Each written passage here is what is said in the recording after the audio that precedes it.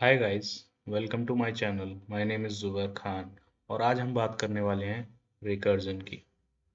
तो सबसे पहले मैं ये बता दूं कि रिकर्जन कोई आसान टॉपिक नहीं है और मैंने कई प्रोग्रामर्स और स्टूडेंट्स को देखा है जो ये बताते हैं कि they can not understand recursion properly. तो ऐसा क्यों है कि recursion is not an easy topic? इसको समझने के लिए हमें दो रीज़न समझना पड़ेगा। या तो कई बार ऐसा होता है कि प्रोग्रामर्स फंक्शन कॉल स्टैक को नहीं समझते, इसलिए उन्हें रिकर्जन बहुत हार्ड टॉपिक लगता है। और they can not imagine recursion in a graphical way, meaning वो रिकर्जन को एक ग्राफिकल वे में अपनी माइंड में इमेजिन नहीं कर पाते, इसलिए रिकर्जन उन्हें थोड़ा मुश्किल टॉपिक लगता है। तो सबसे पहले देखते हैं कि इस वीडियो में हम क्या क्या टॉपिक्स को कवर करने वाले हैं। तो सबसे पहले हम देखेंगे रिकर्जन का डेफिनेशन, रिकर्जन का एक्चुअल मीनिंग क्या होता है।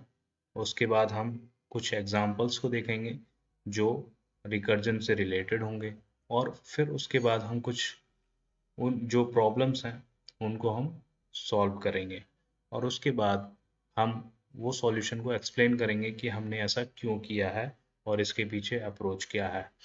तो सबसे पहले समझते हैं डेफिनेशन ऑफ रिकर्जन। तो रिकर्जन एक फंक्शन है जो अपने आप को ही डायरेक्टली या इनडायरेक्टली कॉल करता है। इसका क्या मतलब है वो अभी हम समझेंगे एक एग्जांपल की हेल्प से। तो सबसे पहले देखते हैं प्रॉब्लम स्टेटमेंट को। तो हमारा प्रॉब्लम ये है कि हमें रिटर्न करना है sum of all numbers from 1 to 10। It means कि 1 2 3 4 5 6 7 8 9 10, ये जितने भी नंबर्स हैं इन सबको ऐड करके हमें वैल्यू को रिटर्न करना है। तो वैसे बेसिकली मैं बता दूं इसका आंसर 55 होता है। वन, अगर आप 1 से लेके 10 तक के सारे नंबर्स को ऐड कर देंगे, 1 + 2 + 3 तो इसका आंसर 55 आएगा। तो इसको प्रोग्रामिंग में कैसे सॉल्व करेंगे वो देखते हैं।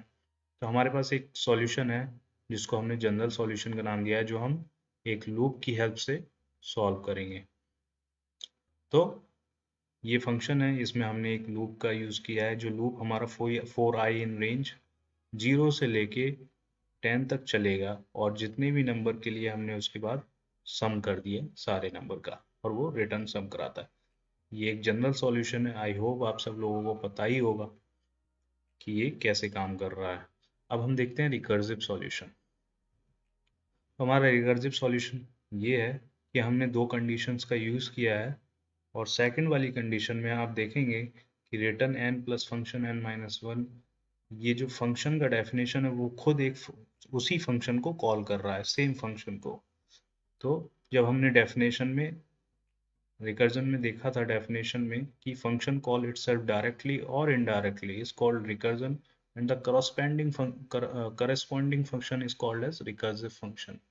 ठीक है। तो रिकर्सिव सॉल्यूशन में हमने देख लिया कि ये जो फंक्शन है वो itself calling the same function, right? तो इसके बाद अब हम थोड़ा सा प्रैक्टिकल देखते हैं। Okay, so now we are familiar with recursion. हमें पता है कि रिकर्जन क्या होता है और इसको प्रोग्रामिंग में कैसे यूज करते हैं। अभी हम देखेंगे कि किस टाइप की प्रॉब्लम्स में हम रिकर्जन का यूज कर सकते हैं उनको सॉल्व करने के लिए। तो सबसे पहले हमने ये देखा होगा पुराने एग्जाम्पल से, रिकर्जन कैन बी यूज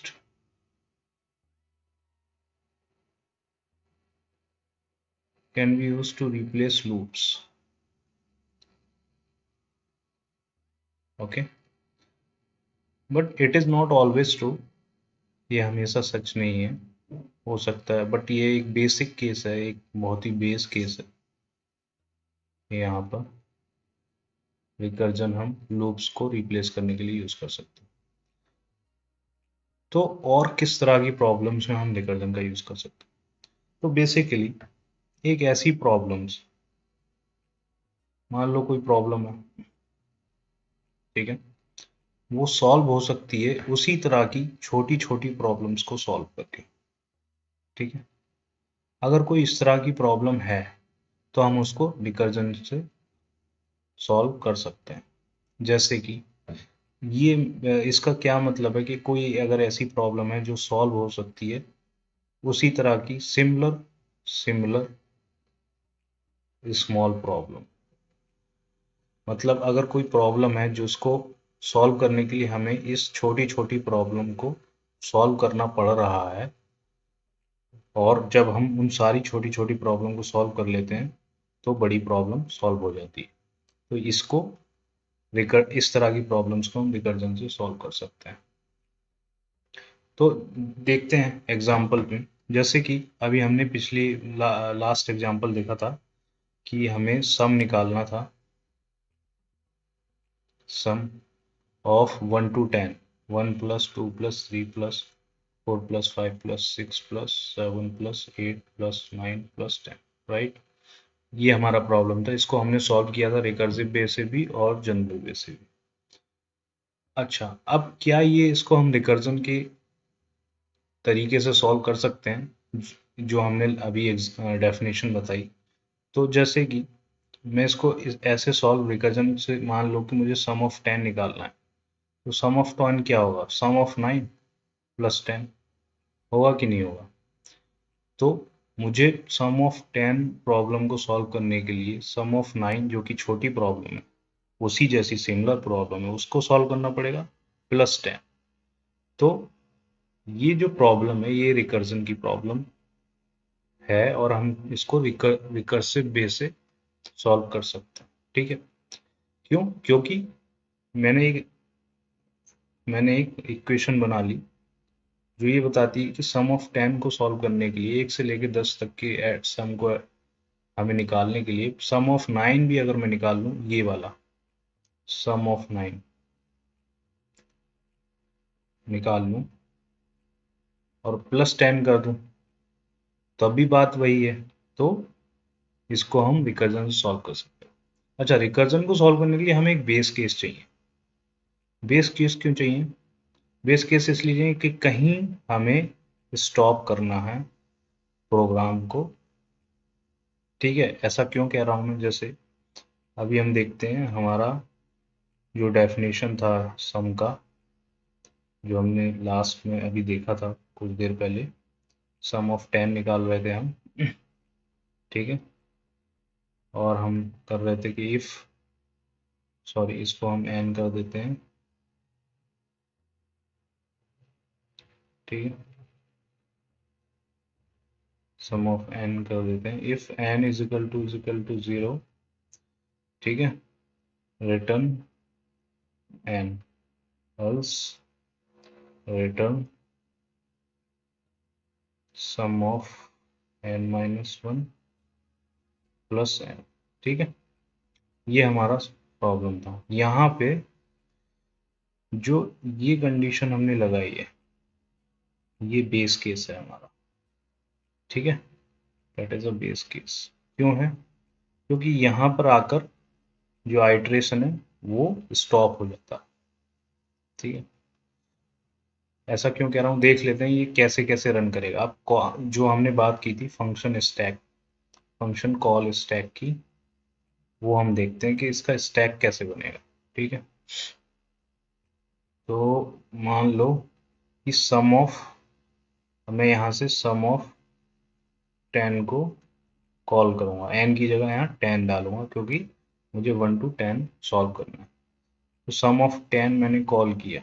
ठीक है, सम ऑफ 10 यहाँ पे जाएगा, एन का वैल्यू 0 नहीं है तो ये एल्स में जाएगा, एल्स में गया तो रिटर्न किया इसने सम of 9 plus 10।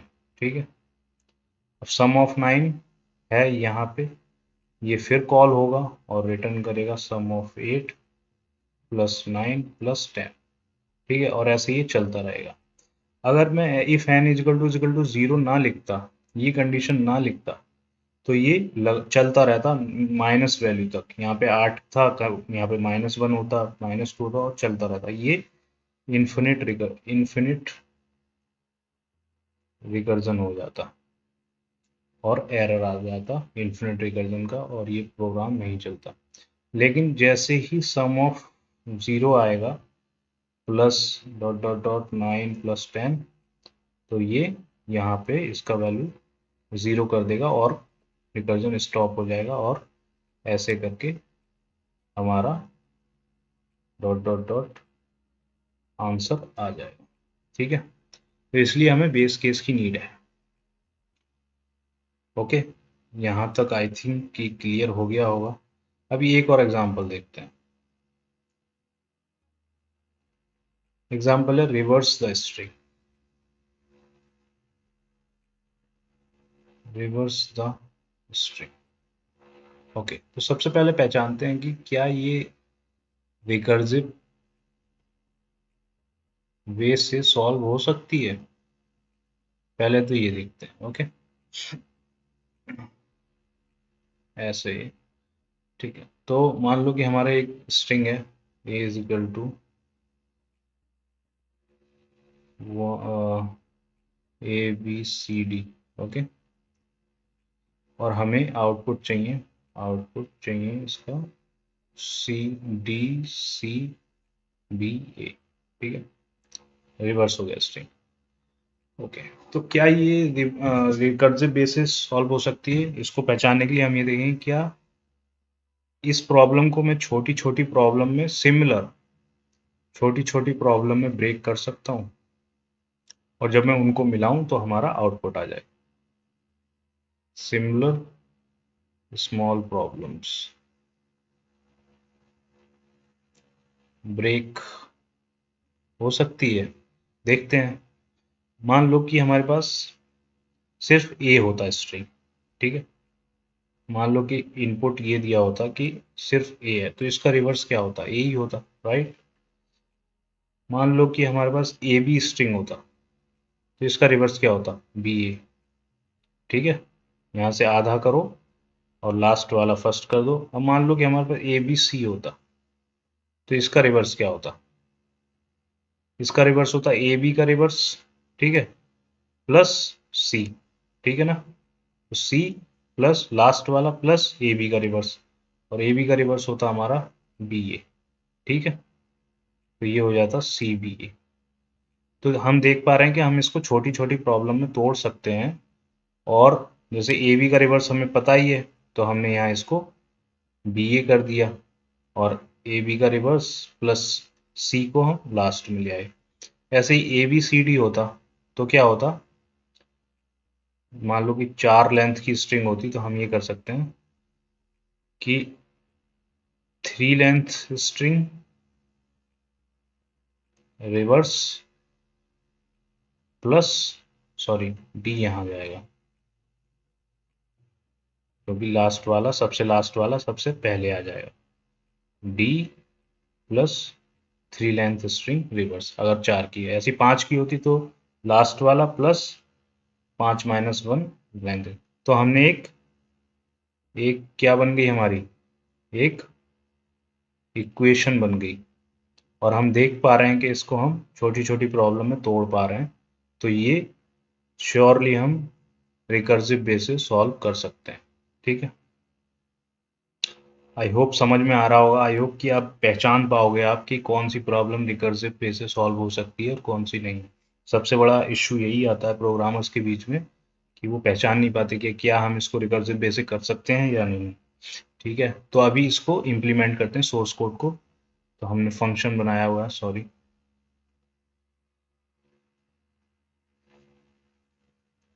Function, sorry, that would be definition. मैं पाइथन में इम्प्लीमेंट कर रहा हूँ रिवर्स स्ट्रिंग। ठीक है, और यहाँ पे मैं स्ट्रिंग का इनपुट डाल दूंगा। इसको मैं लिख देता हूँ str। ठीक है, तो हमने क्या इक्वेशन बनाई थी कि कोई भी इनपुट की स्ट्रिंग है, मान लो कि लेंथ उसकी l दे देते हैं, तो क्या होगा? Last character plus reverse of l minus 1 string. ये हमारी इक्वेशन बनी थी। ठीक है, अब इसको ऐसे ही करते हैं। तो इसमें हम लेंथ भी दे देते हैं कॉमा लगा के, और अभी हम करते हैं इसका str L-1, ठीक है। हम लास्ट आइटम इस तरह एक्सेस कर सकते हैं स्ट्रिंग का। आई होप कि पाइथन सबको पता। प्लस रिवर्स स्ट्रिंग, मैंने सेम फंक्शन कॉल कर लिया, ये हमारा हो गया रिकर्जन। और एस टी आर अब मैं कहाँ से कहाँ तक दूंगा, रिवर्स L-1 तक, ठीक है ना। तो एस टी आर मेरा चलेगा 0 से लेके कहाँ तक, L-1 तक, ठीक है, कॉमा। और इसकी अब लेंथ कितनी होगी, L-1, ओके, राइट।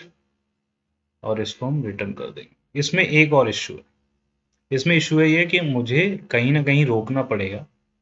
मुझे स्ट्रिंग को जो है बेस केस लगाना पड़ेगा। तो बेस केस हम ये रख सकते हैं कि if length is equal to 1 तो रिटर्न सेम स्ट्रिंग, ठीक है, रिटर्न str।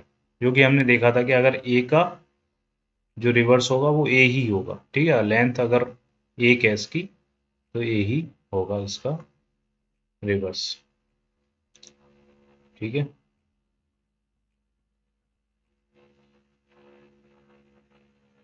तो इसको देखते हैं। अब ये यहाँ पर मैं सॉरी इसको फिर से हटा देता हूँ।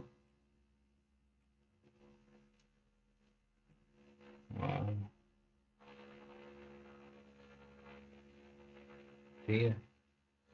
और यहाँ पर मैं पहले बेस कंडीशन लिख लेता हूँ, क्योंकि पहले बेस कंडीशन चेक होगी उसके बाद हमारा फंक्शन चलेगा, ठीक है। तो लिखते हैं फिर से, इफ L== 1 रिटर्न str। ये हो गई हमारी बेस कंडीशन।